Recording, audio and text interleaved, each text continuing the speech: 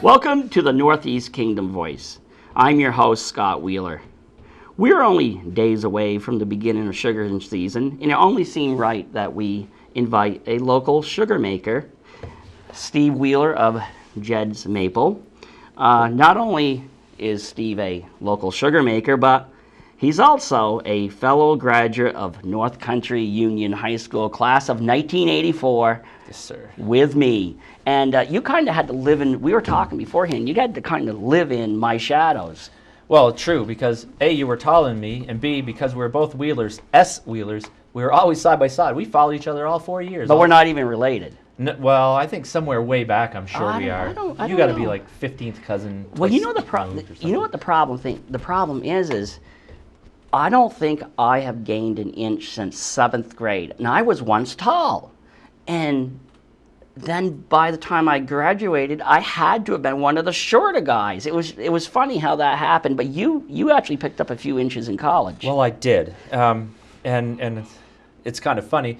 I was the shortest guy in high school my freshman and sophomore year. And it's a long process to grow, apparently, but I'm watching it in my own boys. I've got one who's growing like a weed, and the other one he's following in my footsteps, where he's going to develop. And by the time I hit college, then all of a sudden I grew like crazy. It was kind of nice to be able to be back at full height. But right. Well, it's kind of like Pierre Gervais.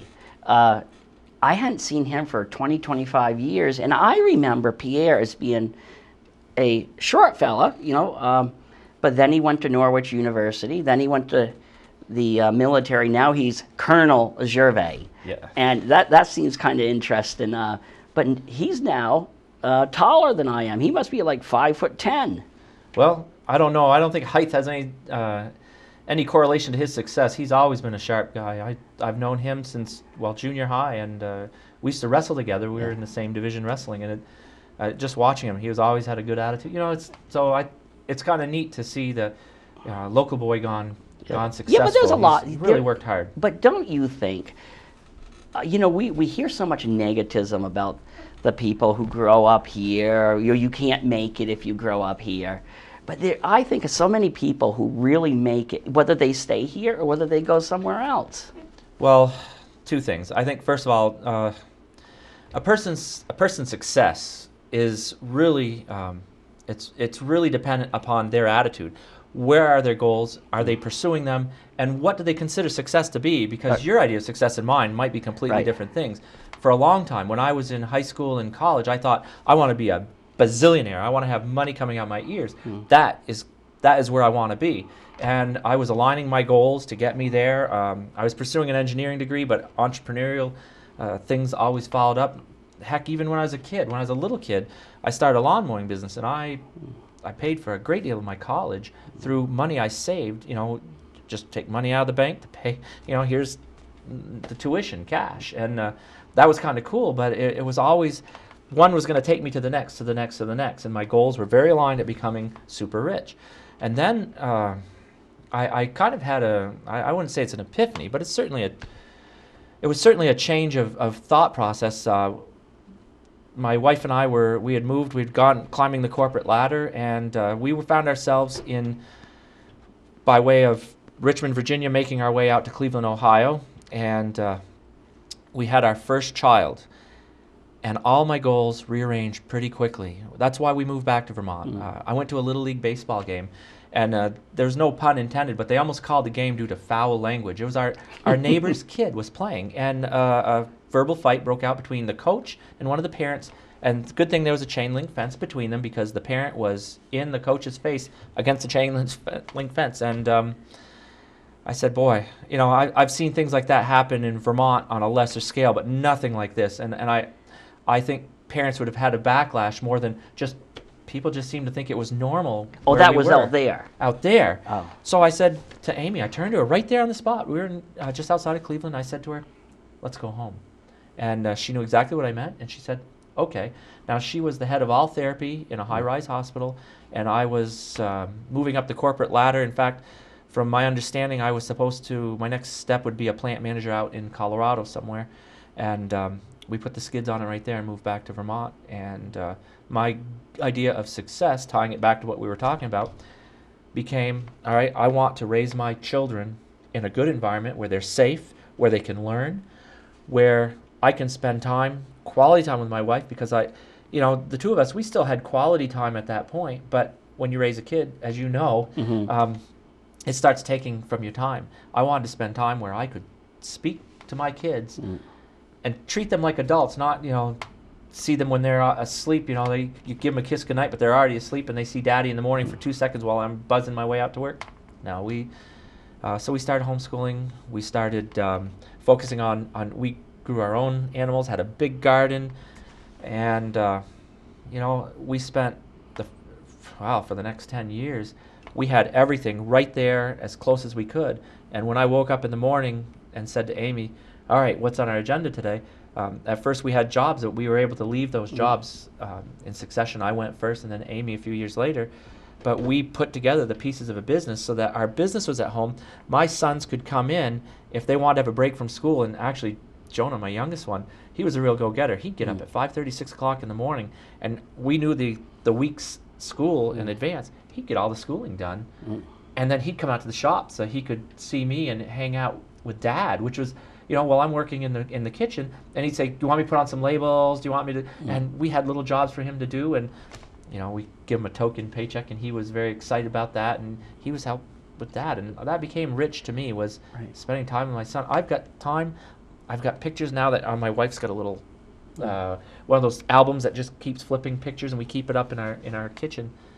And all those memories, they flood back to you when you see these pictures. There's hundreds and hundreds of pictures that Amy was very prolific with a camera, and seeing the boys packing gift boxes, or we'd go out to shows, and when we were in Boston doing a show, I'd cover the booth, and Amy'd take them to the Science Museum or to the aquarium. We were in Baltimore. Their aquarium's beautiful in Baltimore, and they'd see the historic sites. Or Washington, D.C., they got pictures taken by all of the major tourist sites because we were able to do that.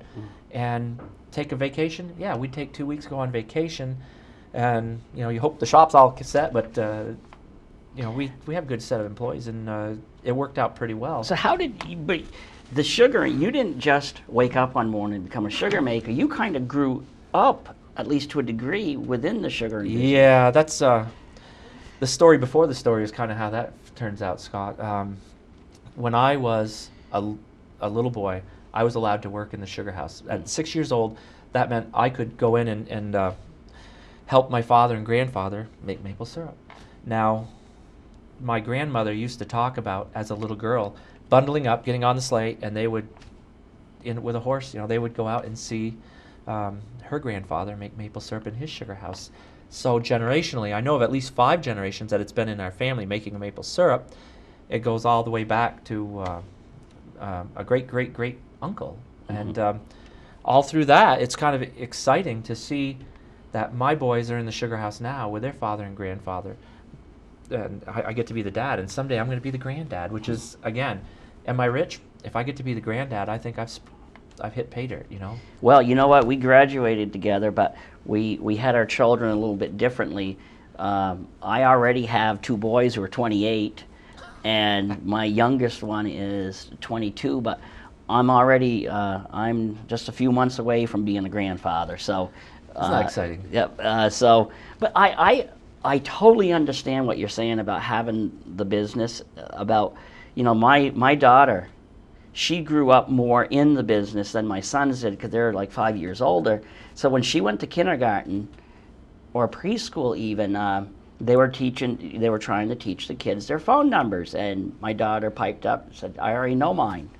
Oh, no, you probably don't know your phone number.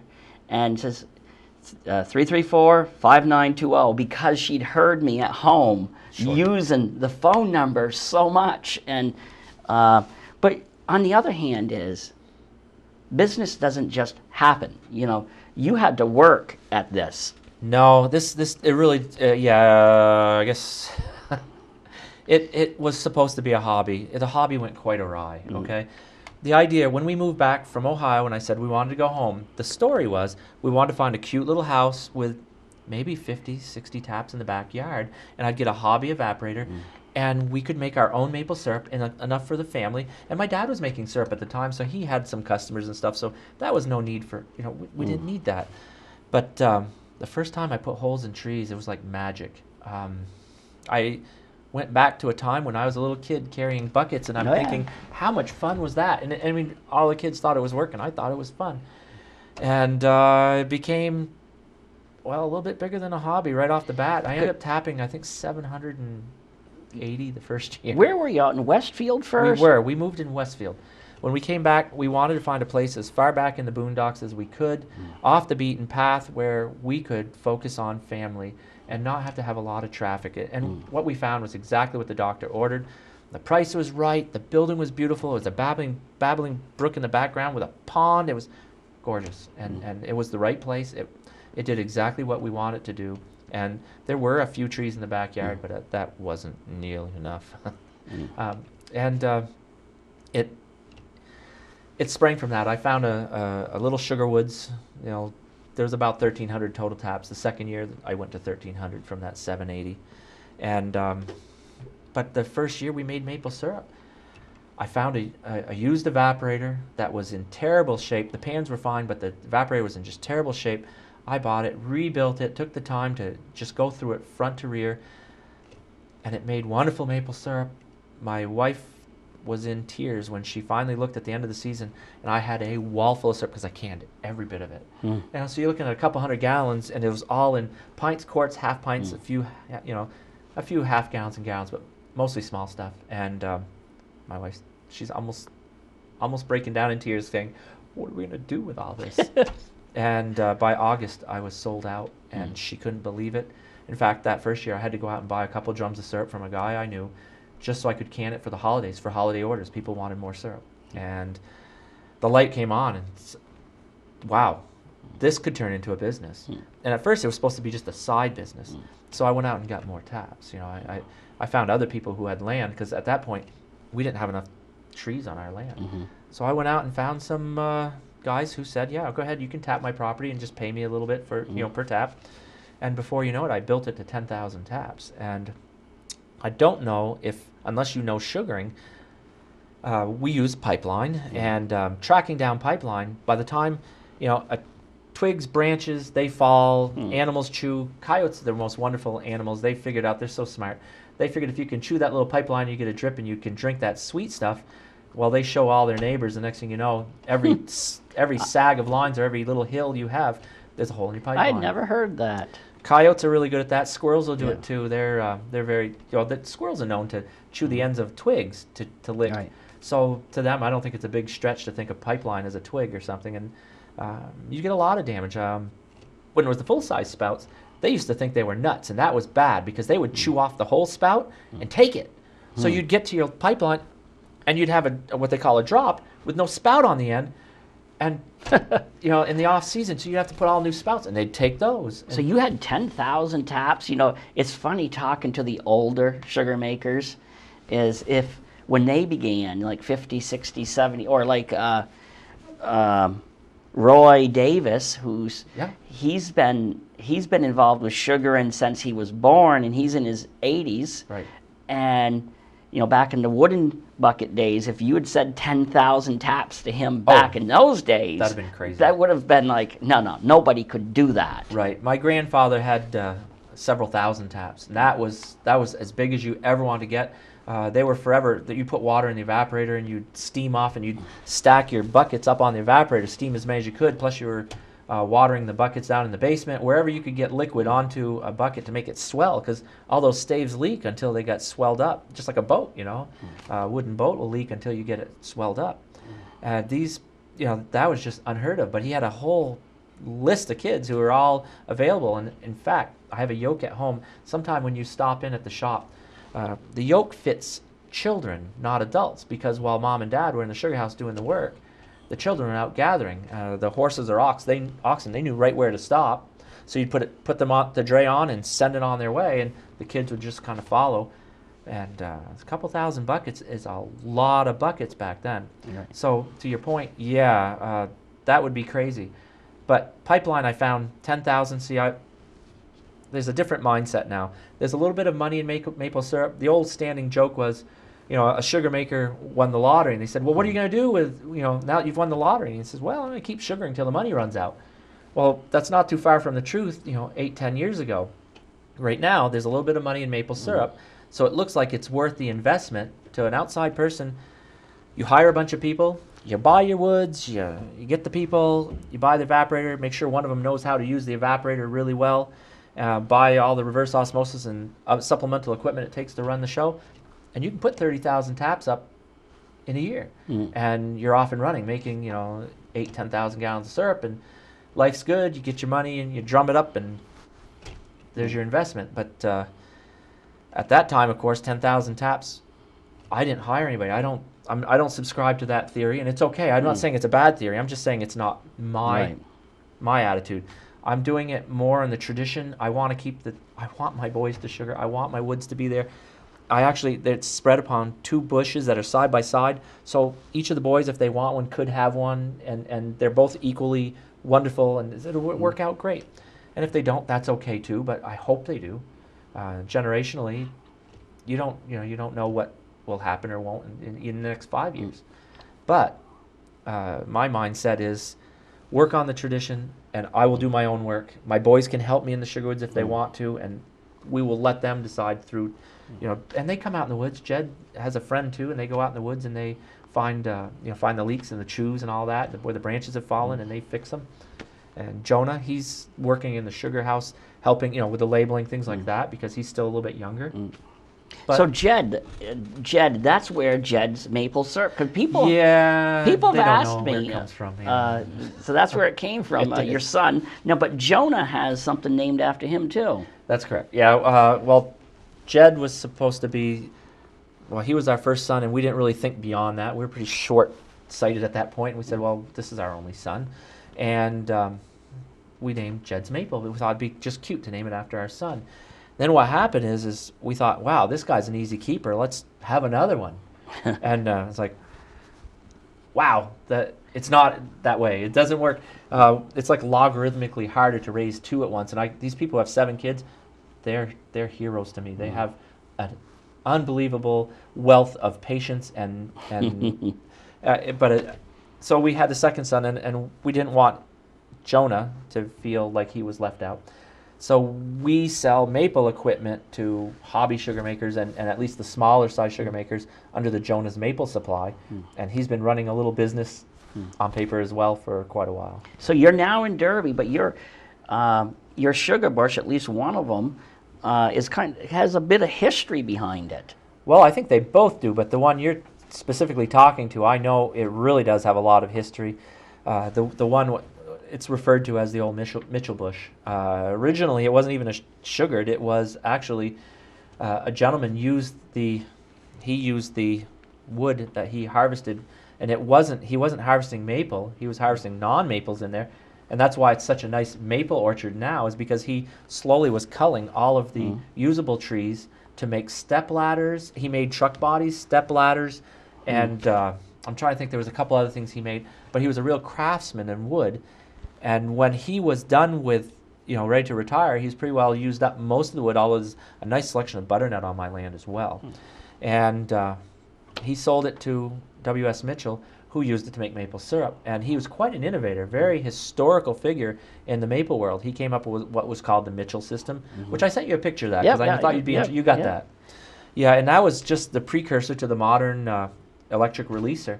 He found a way with pipeline, to put vacuum on a chamber, and with a switch that was down through a very minuscule hole, it could run with a couple plumb bobs. It could actually trigger a switch that would allow a pump to evacuate that chamber. And I mean, there is still a design out there that isn't too far from that exact design. And that was to help draw the sap? Yeah, it evacuates the lines. It does draw a little on the tree, right. But vacuum on the tree, we found, is not it's not a detrimental thing to the tree. For years, people were always scratching their head, but now, after all these years of research, right. Acer Center up in Canada, Proctor in Vermont, UVM in Cornell, they've pretty well determined that drawing a vacuum on the pipeline doesn't seem to affect the tree You still have beautiful foliage and beautiful big leaves.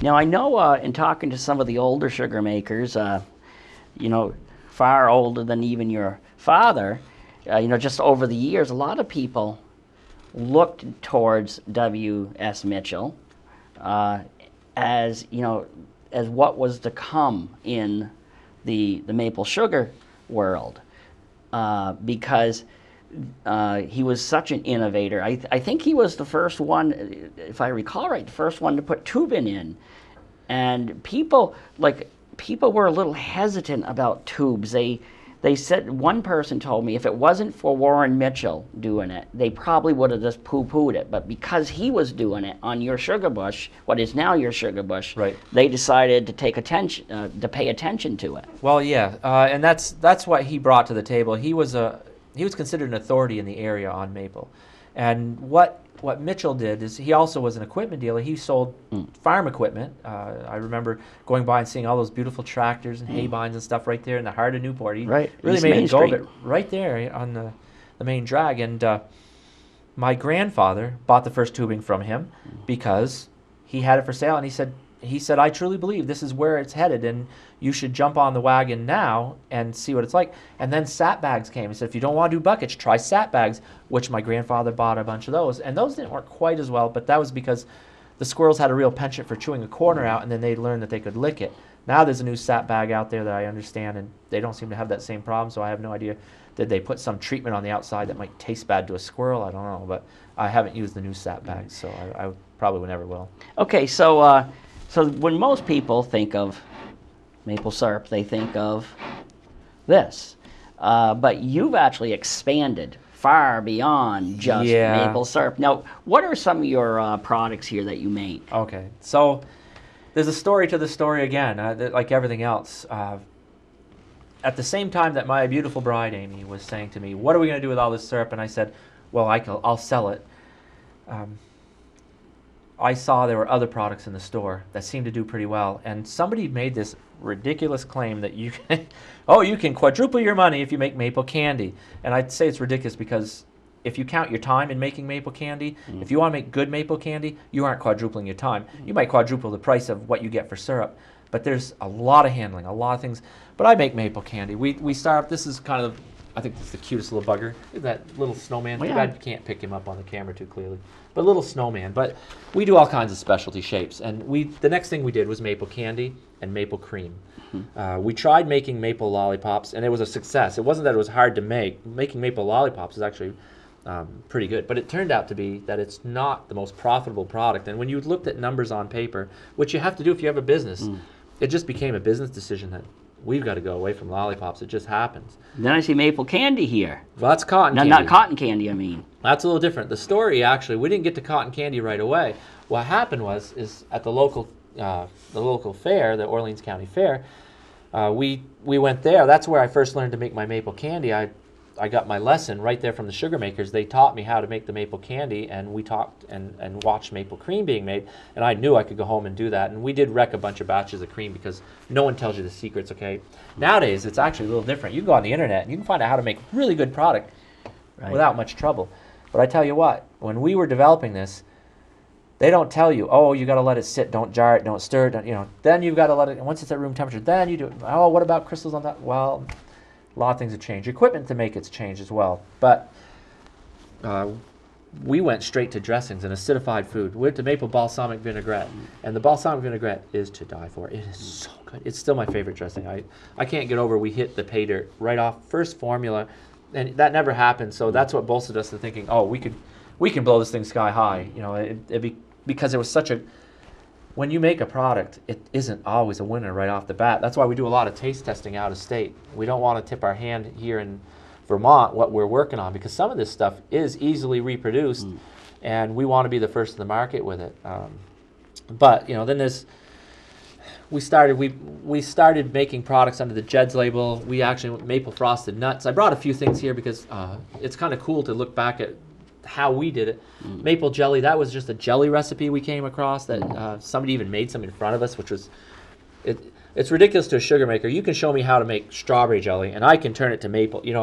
Right. Our maple dill dressing that we came up with was actually, it was a southern recipe. It was just a sweet dill dressing that was from a Christian cookbook that they put out to help bolster the church's funds.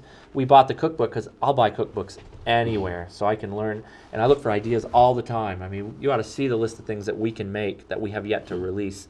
We have 7 products right now that I could release today, but you can only be so wide, so broad. For instance, things come along, opportunities. 7 years ago now,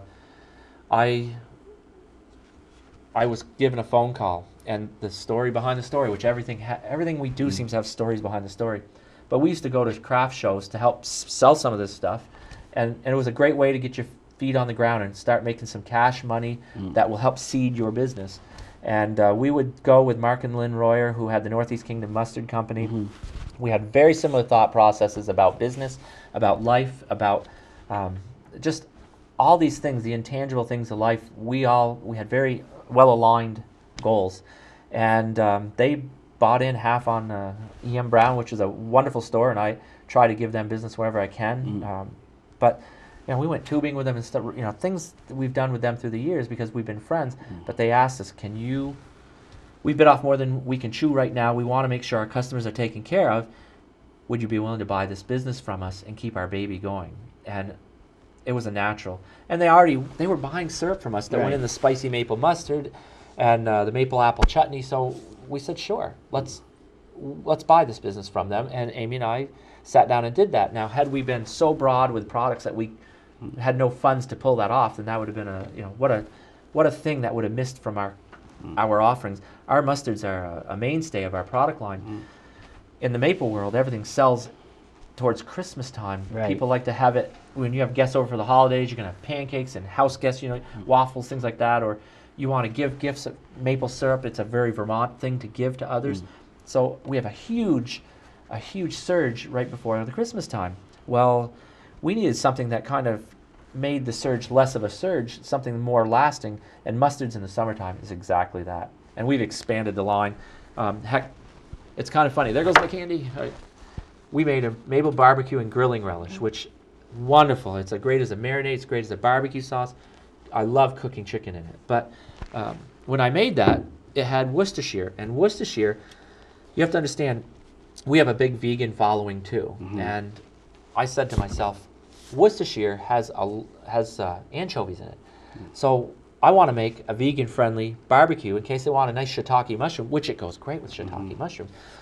So I came up with my own Worcestershire, and it's a lovely, awesome Worcestershire. It's right, if you're a Liam Perrins fan or French's, whatever, you ought to try it. It's that good. It's very, very good.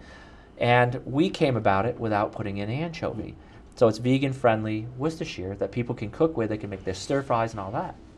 But it was never planned on to launch this. It was just so good that people asked us, go ahead, can you make some for us?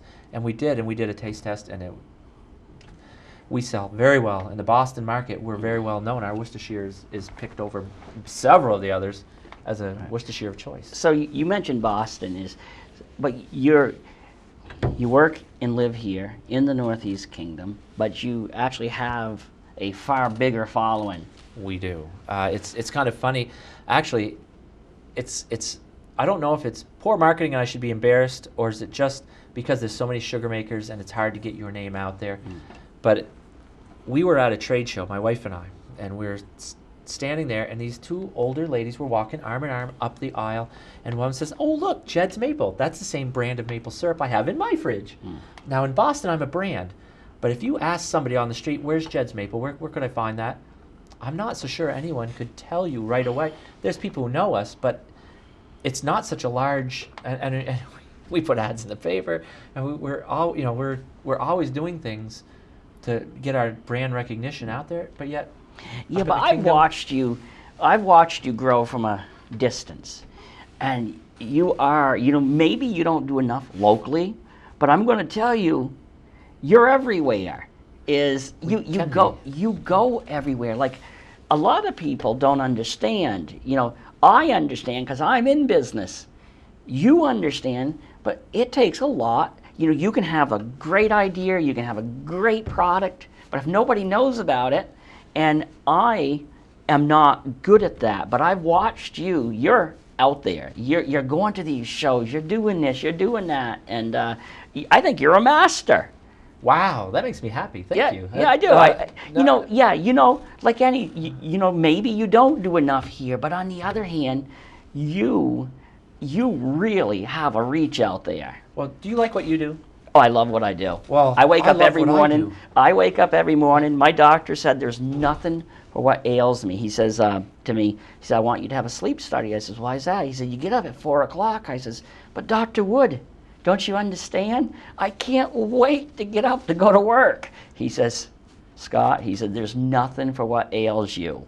In other words, is Right. more power to you. But I can hear in your voice, you have the same passion as I do. This isn't about a job. This is about a passion. And I bet you're going down the road, and you probably get some really great ideas going down the road, don't you? Yeah, they jump out. And I got to tell you what, though. I don't want people to think that my success is predicated upon just what I do, because Amy is behind the scenes working so hard. And it's like, and you know how that is. Oh. She works awful hard. She's promoting the business. She's always 24/7 plugged in. And she and I are on such a wavelength now after all these years of excitement, 21 years and going strong. And I think she's so beautiful too. But anyway, that's different. But the fact is she's smart. I married up, and when you first fall in love, it's because she's really cute and she's really sweet to you. And she was as sweet on me as I was on her, and that works out great. But then you find out after the first 5 years of marriage, man, she's pretty smart. And then after 10 years, you go, how'd I get this far? And then she still thinks I'm smart and thinks I am. And I was like, then you just have to work every day to make sure she realizes how much you like her and how much you cherish her. And now as I get older, the boys go, Dad, all of these, because I try to tell her how much she means to me.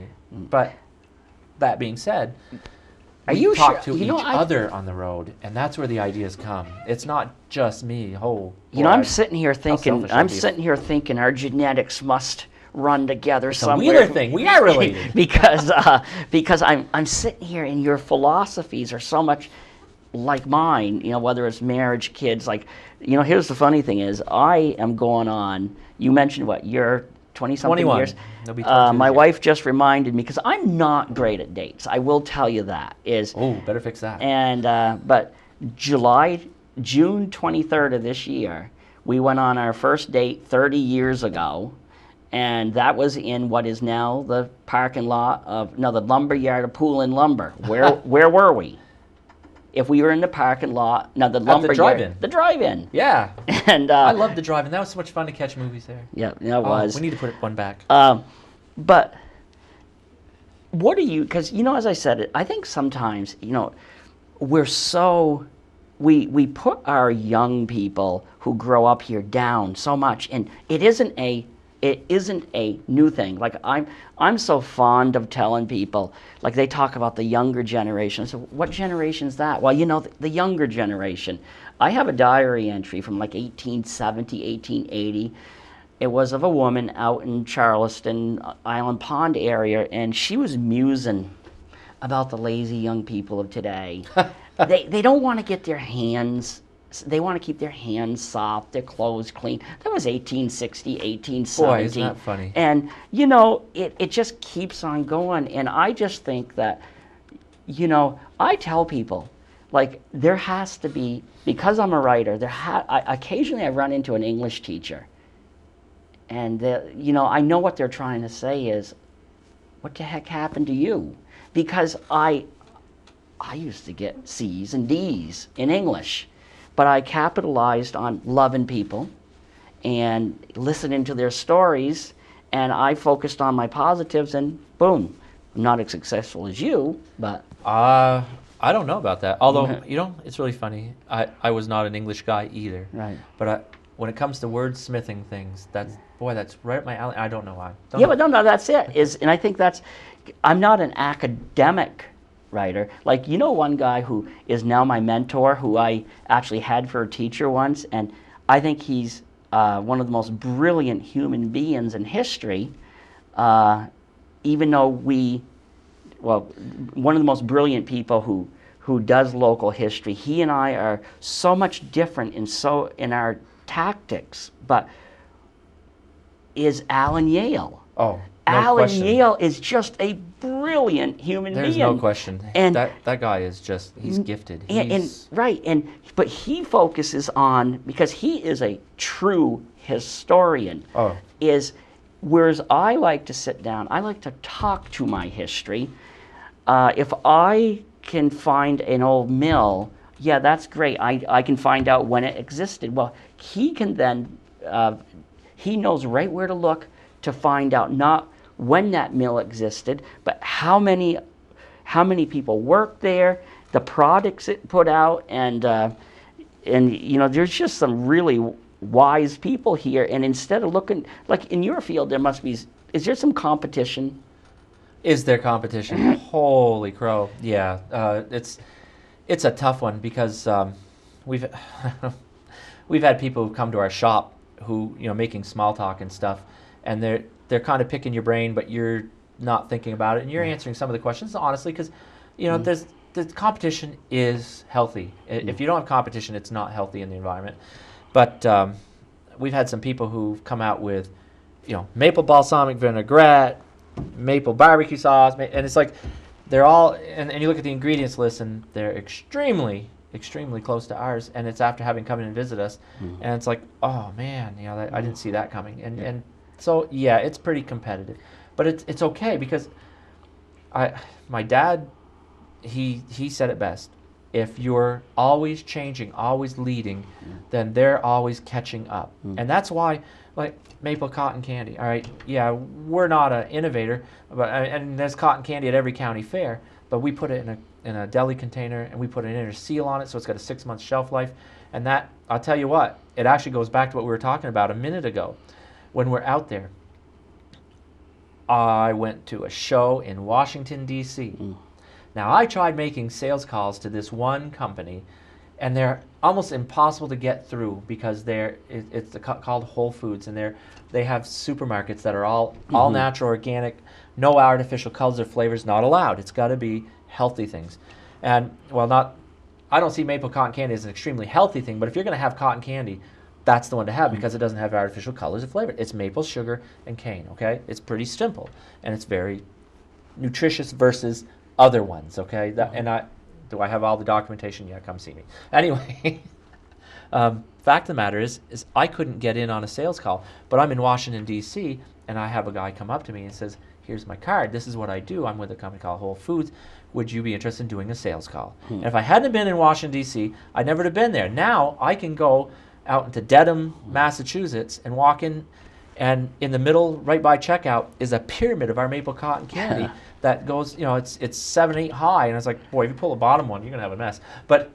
And the people pick it as they go by, and it's our maple cotton candy in Boston, and then we get phone calls from magazines saying, and I guess we were featured in the Stuttgart, Arizona. It's a Stuttgart Daily Inquirer. Anyway, we were featured in that because they were talking about maple grading, but I was recognized because they saw our maple cotton candy. We must be a sugar maker, so they called me up and set up an interview.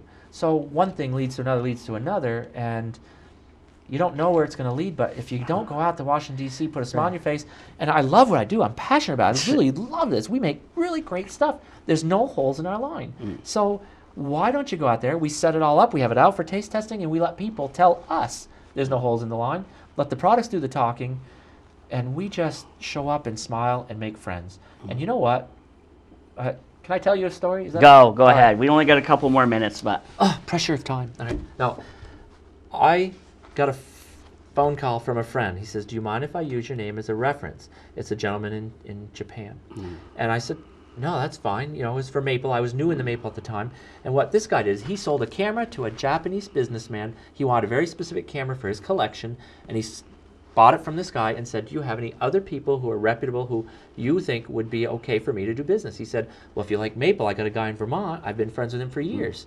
And he says, what's maple? Well, call him up. He'll tell you. It's all about maple trees and stuff.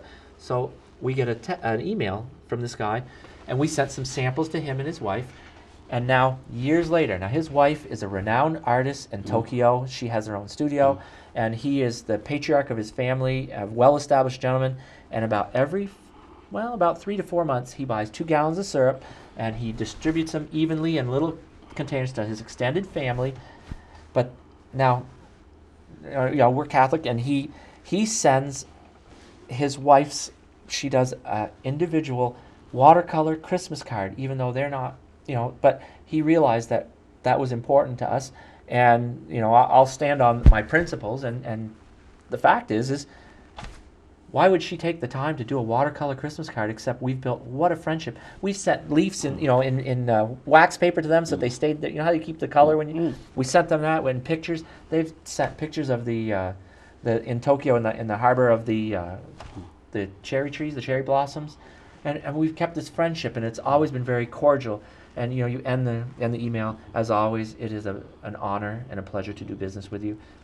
It's been wonderful. We have friends all over like that. It sounds, because as I said, our genetics must bind here, because I'm thinking about what you're saying, and I feel the exact same way. And is like with us, we go, the Northland Journal now goes to 47 states. I'm working on the other. You can get the last 3. I'm working on the last 3. I think a couple territories too, and you got it really covered. And but there is that there is that excitement about just your business. I wished I could put electrodes to you, because I think you could. I think we could probably get rid of some of the electrical shortage, because I can just feel the energy that you have for your business.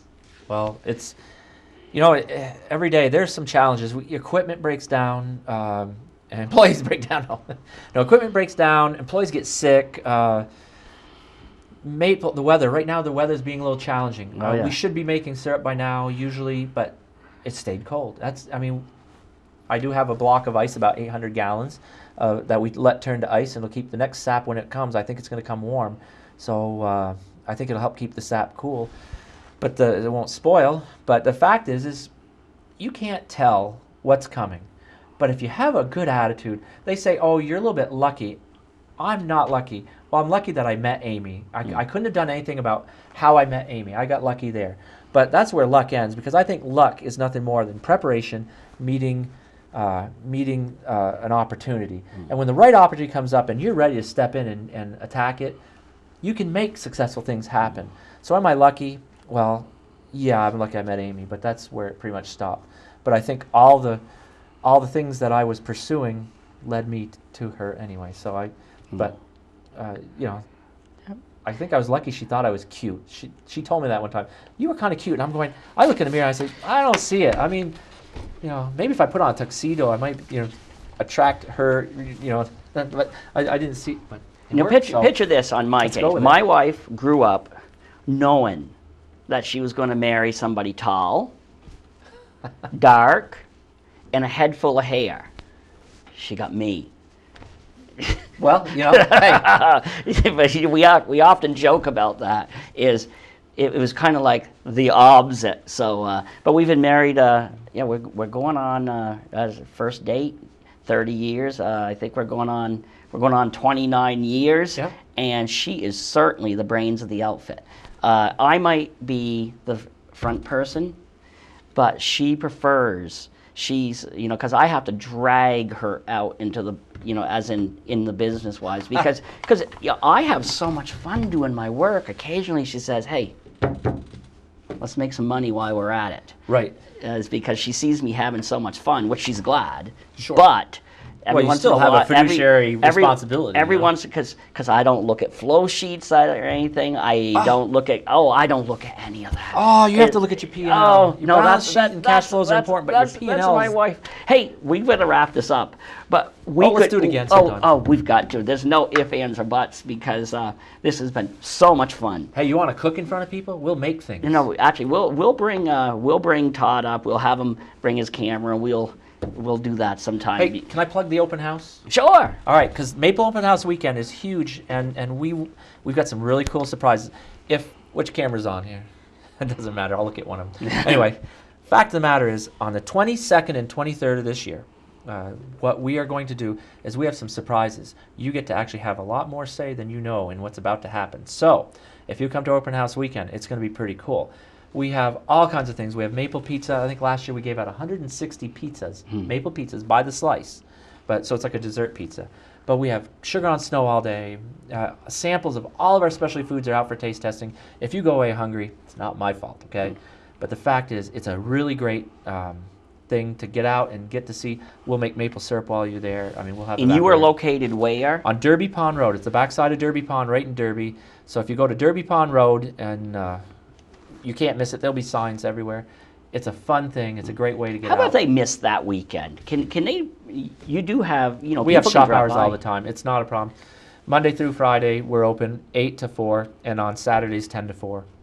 If you want to come special appointments, we do school groups, we do scout groups, all that, tours in the woods, all kinds of neat things. But check out, if you go on the web, www.jedsmaple.com. That's J-E-D-S maple.com. You can find out all kinds of things about us. There's video tours. There's all kinds of cool things. So that's the big plug. You know what? I kind of picture, you want to live to be 95 so you can sit back and just... I can be a cantankerous old thing. You and I can sit back. By then, they'll have the show will be the thing will be floating around you and I talking, and we'll catch up on it. Yeah. I don't know. Are you cantankerous too? I don't know. What happened to those kids? They used to have talk shows and things, and they had to walk to it both ways, uphill. That's true. And we liked it. Well, thank you for coming on the show, Steve. It was one of my favorite shows. And, you know, I've had a lot of people on here, but I don't know if I've had anybody with your energy and enthusiasm. Really? Well, first of all, thank you for inviting me. It was a pleasure. It was an honor. It really was. I got a chance to catch up with you, and, you know, it's a fun thing to do. It's even more fun to talk about, and the excitement is still ahead. I think there's so many more things ahead. We can do more in the future. Just give me the word, and we'll make something. You tell me what you want. Yeah, we will do that. Sky's the limit. We can do anything. Thank you. Thank you. And thank you to the viewers for tuning in to another segment of the Northeast Kingdom Voice. See you later.